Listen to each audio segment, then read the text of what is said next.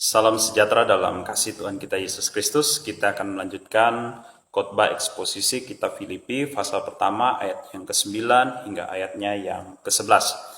Di dalam ayat yang 9, kalau kita perhatikan di sana, Rasul Paulus mengungkapkan doanya kepada Tuhan supaya jemaat-jemaat Tuhan ada di Filipi, di dalam kasih mereka kepada Tuhan, di dalam kecintaan mereka kepada Tuhan, Tuhan menganugerahkan pengertian yang benar kepada mereka. Juga Tuhan menganugerahkan pengetahuan yang benar kepada mereka.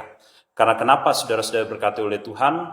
Karena dengan pengetahuan dan pengertian yang benar itu, di dalam ayat yang ke-10 dikatakan, supaya mereka bisa memilih apa yang baik. Atau dengan kata lain, bisa mereka membedakan, oh ini hal yang baik, ini hal yang buruk. Ini hal yang harus kita percayai, ini adalah hal yang harus tidak kita percayai. Ini hal yang harus kita pegang, ini hal yang tidak harus kita pegang.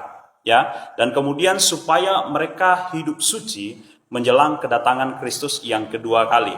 Atau saudara-saudara, maksudnya adalah supaya mereka memiliki perilaku-perilaku yang baik, sehingga tidak ada ruang di dalam diri mereka untuk orang mengatakan bahwa mereka ini bukan orang Kristen, mereka ini bukan orang yang percaya kepada Kristus, mereka ini bukan anak Tuhan.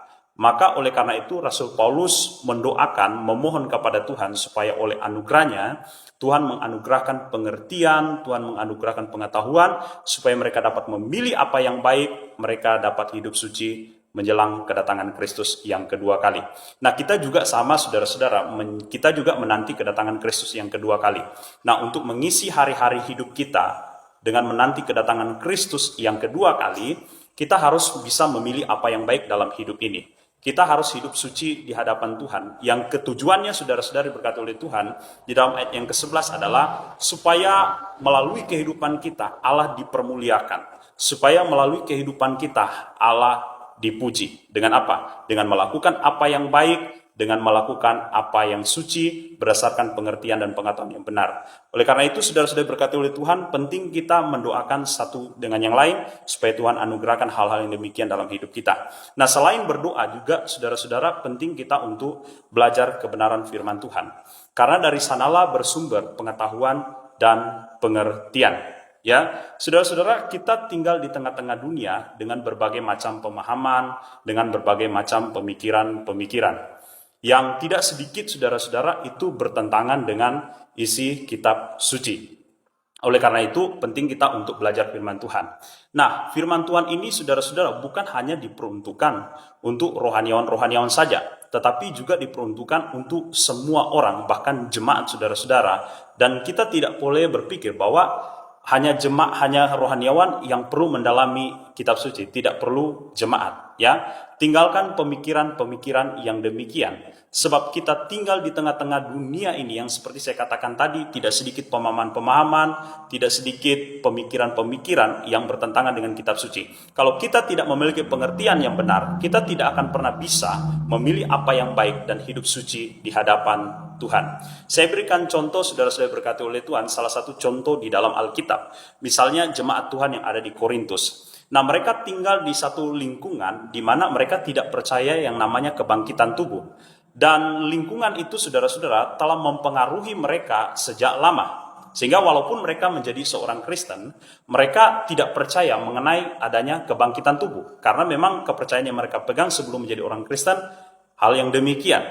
Maka saudara-saudara berkati oleh Tuhan, Rasul Paulus datang memberikan pengertian kepada mereka bahwa kebangkitan tubuh itu benar-benar terjadi. Kalau mereka merasa bahwa kebangkitan tubuh itu adalah sesuatu yang tidak dapat terjadi dan sesuatu yang tidak diinginkan, karena tubuh itu saudara-saudara materi yang jahat dalam pengertian dan pemandangan mereka, bisa sakit, bisa melakukan kejahatan. Tapi Rasul Paulus memberi pengertian bagi mereka bahwa kebangkitan tubuh itu benar-benar terjadi. Bahwa tidak seperti apa yang kamu pikirkan. Contohnya adalah Yesus Kristus itu, kebangkitan tubuh. Ya, maka oleh karena itu saudara-saudara berkati oleh Tuhan, jemaat yang ada di Korintus, Rasul Paulus menginginkan mereka supaya percaya apa? Kebangkitan tubuh itu. Dan meninggalkan kepercayaan-kepercayaan yang mereka percayai yang ada di lingkungan sekitar mereka. Dan kalau mereka memilih apa yang seperti disampaikan oleh kitab suci melalui Rasul Paulus, maka saudara-saudara, itu berarti mereka dapat memilih apa yang baik. Nah, itu salah satu contohnya, saudara-saudara.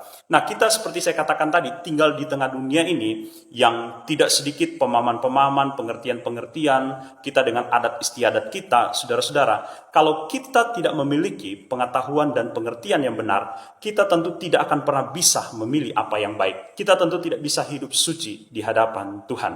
Oleh karena itu, Bapak, Ibu, Saudara-saudara, kalau kita punya pengetahuan dan pengertian, bahkan kita bisa tahu, oh ini pemahaman orang ini salah, tidak bisa kita percayai.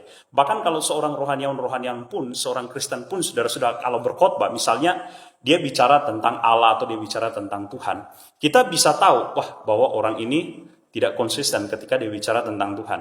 Waktu dia bicara tentang keselamatan, kita bisa tahu, wah, orang ini salah, tidak seperti apa yang dikatakan oleh kitab suci.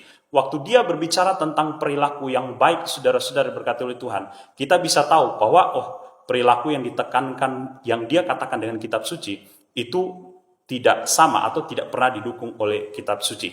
Dan saudara-saudara berkati oleh Tuhan, oleh karena itu, penting pengetahuan dan pengertian yang benar dalam kehidupan saya dan saudara. Kiranya saya dan saudara terus saling mendoakan satu dengan yang lain, terus belajar firman Tuhan, karena dari sanalah bersumber pengertian dan pengetahuan yang benar. Tuhan memberkati kita semua.